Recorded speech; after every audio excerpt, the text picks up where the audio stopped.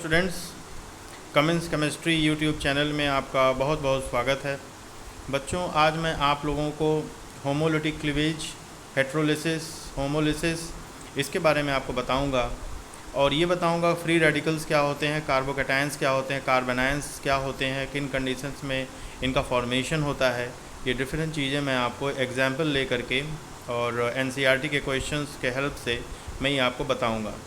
यहाँ पे बच्चों मैंने एक क्वेश्चन मैंने यहाँ पे लिया हुआ है और उस क्वेश्चन में जो चीज़ें पूछी गई हैं उससे आपको ये पता चल जाएगा कि फ्री रेडिकल्स क्या होते हैं और फ्री रेडिकल्स का फॉर्मेशन कैसे होता है, किन कंडीशंस में होता है, कार्बोकैटायंस कैसे बनते हैं, कार्बोनायंस कैसे बनते हैं, इसमें जो एरो हम शो करते हैं वो किस तरीके से शो किया जाता है। बेसिकली इस क्वेश्चन में ये पूछा गया है। तो ये क्वेश्चन बच्चों आप देखिए और ये आसानी से आपको विजिबल भी होगा। क्वेश्चन जो पूछा गया है वो पूछा गया है कि for the following bond cleavage use curved arrows to show the electron flow and classify each as homolysis और heterolysis, identify reactive intermediate produced as a free radical, carbocation and carbanion. इस क्वेश्चन से आपको समझ में आ गया होगा कि इसमें पूछा गया है कि होमोलिसिस, हेट्रोलिसिस क्या होती है, फ्री रेडिकल का फॉर्मेशन कब होता है, कार्बोकैटायन का फॉर्मेशन कब होता है, कार्बोनायन का फॉर्मेशन कब होता है। इसमें क्वेश्चन नंबर ए आप देखिए, इसमें CH3O बॉन्ड OCH3 और इसका क्लीवेज हो रहा है तो बन रहा है CH3O और एक इलेक्ट्रॉन है O के पास प्लस इलेक्ट्रॉन है O के पास CH3। तो CH3O CH3 दो स्पीसीज़ बन रही हैं और दोनों के पास इक्वली इलेक्ट्रॉन आपको यहाँ दिख रहा है। तो इक्वल इलेक्ट्रॉन बच्चों मैं बता दूं कि जब भी इक्वल इलेक्ट्रॉन पार्टिसिपेट जो बॉन्ड में करते हैं और वो इक्वली दूसरे एटम्स को जो कि बॉन्डिंग में होते हैं एटम्स, उसको इक्वल इलेक्ट्रॉन्स मिल जाते हैं जो शेयर्ड होते हैं, तब फ्री रेडिकल बनता है। और अगर इलेक्ट्रॉन की डिफिशियंसी हो गई तो कार्बोकैटायन बनता है, इलेक्ट्रॉन अगर एक्सेस हो गए तो कार्बोनायन बनता है। खैर, ये फ्री रेडिकल की बात यहाँ पे है, तो फ्री रेडिकल आप समझ लीजिए। और इसमें आंसर है the bond cleavage using curved arrows to show the electron flow of the given reaction can be represented as. अब ये आप आसानी से देख लीजिए कि इलेक्ट्रॉन जो इस बॉन्ड में शेयर्ड हैं, ये CH3O बॉन्ड OCH3 में जो इलेक्ट्रॉन्स दो शेयर्ड हैं नंबर्स में, वो इक्वली ऑक्सीजन में बढ़ जाते हैं, यानी कि इलेक्ट्रॉन्स ऑक्सीजन के अपने पास, उस ऑक्सीजन के इलेक्ट्रॉन उसके पास चले जाते हैं। इसीलिए इसको एरो के फॉर्म में आप जब दिखाओगे तो आप ये देखो एरो के फॉर्म में इस तरीके से आप दिखाओगे। लेफ़्ट साइड में आपको दिख रहा है कि हाफ एरो आप दिखाओगे कि बॉन्ड में जो इलेक्ट्रॉन्स पेयर्ड हैं वो इक्वली ऑक्सीजन में चले जाते हैं और फिर फ्री रेडिकल बनता है। इसी को हम फ्री रेडिकल कहते हैं। और यहाँ इलेक्ट्रॉन्स इक्वली ऑक्सीजन पे पार्टिसिपेट हो जा रहे हैं, इस वजह से आप इसको होमोलिसिस कहोगे। आप इसको क्या कहोगे? इसको आप होमोलिसिस कहोगे। तो ये आपको मैंने बता दिया कि फ्री रेडिकल कब बनते हैं और होमोलिसिस क्या होती है। ये दो चीज़ें, होमोलिसिस की डेफिनेशन जो है वो आगे मैं आपको अभी दिखाता हूँ कि होमोलिसिस और फ्री रेडिकल के बारे में जो है वो मैं आगे आपको बताता हूँ। आप ये देखिए कि ये उसी क्वेश्चन का ये पार्ट है और ये इक्वल इलेक्ट्रॉन्स जो है वो ऑक्सीजन को मिल जा रहे हैं। It is an example of homolytic cleavage as one of the shared pair of the electrons in covalent bond goes with the bonded atom. The reaction intermediate formed is free radical. Okay? तो ये मैंने आपको बता दिया कि free radical कैसे बनते हैं और होमोलिटिक क्लीवेज किसको कहते हैं, ये आपको समझ में आ गया होगा। अब अगले क्वेश्चन पे हम चलते हैं, क्वेश्चन नंबर बी। आप बच्चों देखिए कि किस तरीके से इसको बॉन्ड बनाया हुआ है और डबल बॉन्ड ऑक्सीजन है।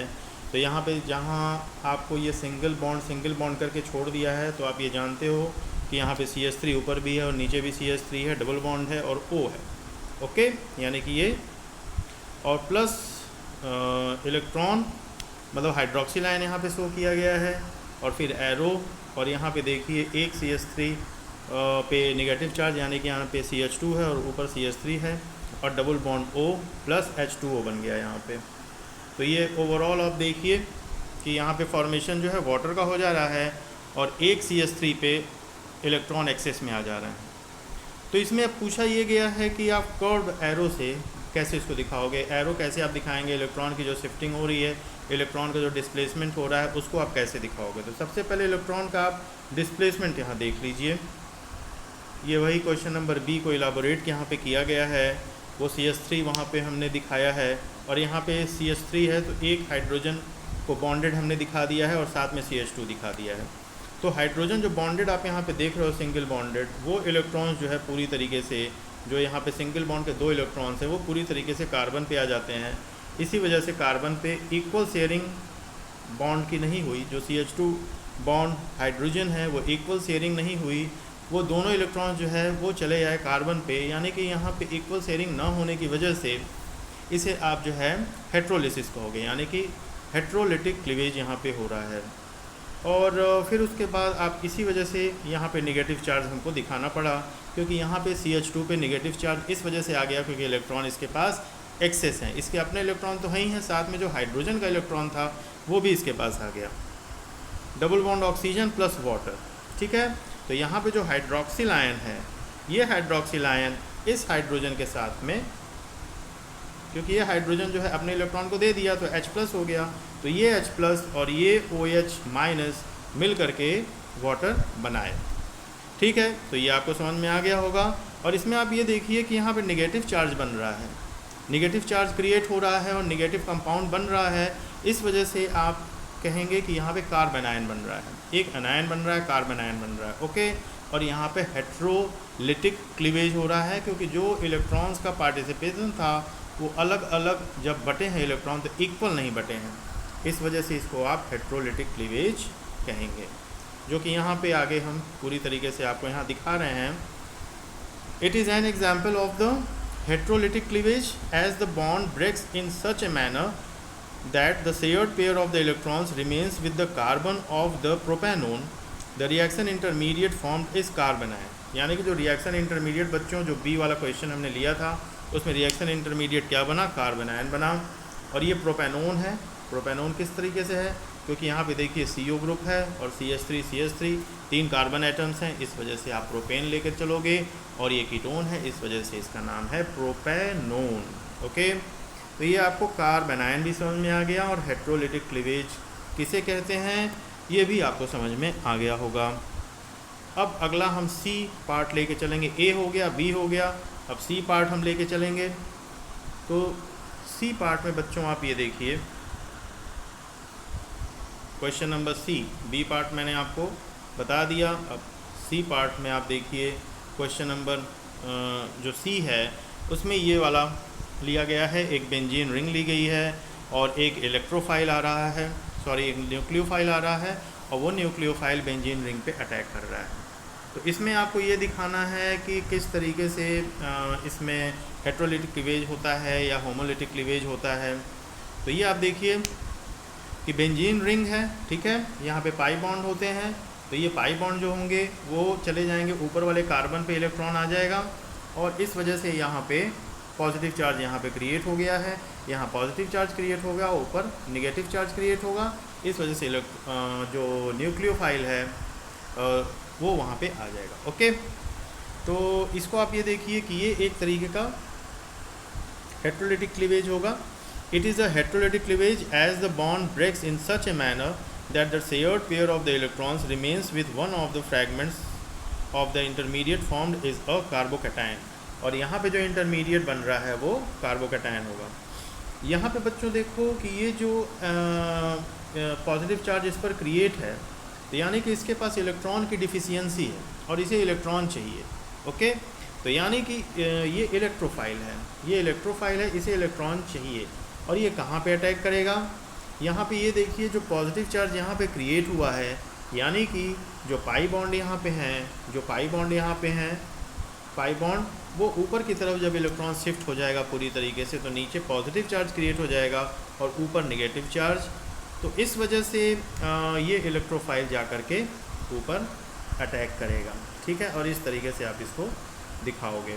तो यहाँ पर भी हेट्रोलिटिक क्लीवेज इसलिए कहा जा रहा है क्योंकि जो पाई इलेक्ट्रॉन्स का इक्वल शेयरिंग यहाँ पे नहीं हो रहा है, पाई इलेक्ट्रॉन्स पूरी तरीके से बेंजीन रिंग के सेकंड कार्बन पे चले जा रहे हैं।